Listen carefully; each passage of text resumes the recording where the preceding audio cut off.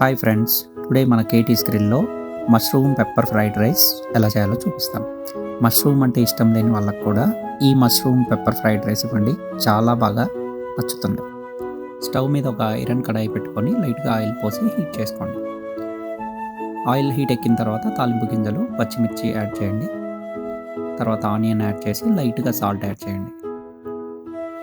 Once onions మగ్గిన తర్వాత కరివేపాకు, పసుపు యాడ్ చేసి బాగా కలపండి. తర్వాత జింజర్ గార్లిక్ పేస్ట్ యాడ్ చేసి పచ్చివాసన పోయే వరకు ఫ్రై చేయండి. తర్వాత మీకు తగినంత సాల్ట్, కారం యాడ్ చేసుకొని బాగా ఫ్రై చేయండి. వన్స్ సాల్ట్, కారం ఫ్రై అయిన తర్వాత మీడియం సైజులో కట్ చేసుకున్న మష్రూమ్స్ యాడ్ చేసి ఒక 1 మినిట్ వరకు మష్రూమ్స్ని ఫ్రై చేయండి.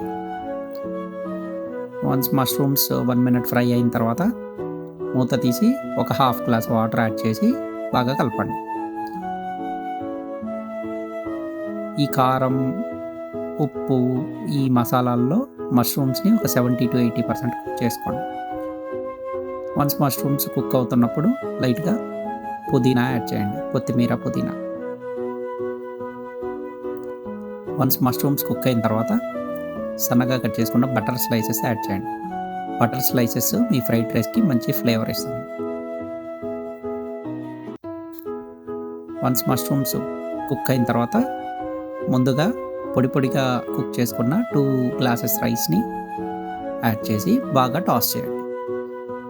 Fried rice once rice add చేసిన తర్వాత ఫ్రైడ్ రైస్ మొత్తం హై ఫ్లేమ్లో టాస్ చేయాలండి.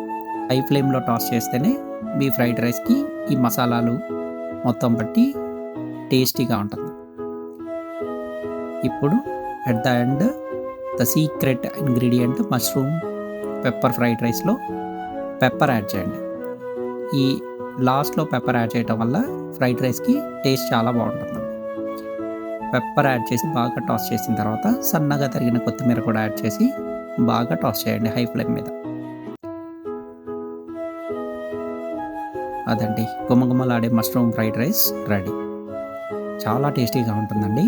ఈ ఫ్రైడ్ రైస్కి బటరు ప్లస్ పెప్పర్ అనేది మంచి ఫ్లేవరు, టేస్ట్ ఇస్తుంది.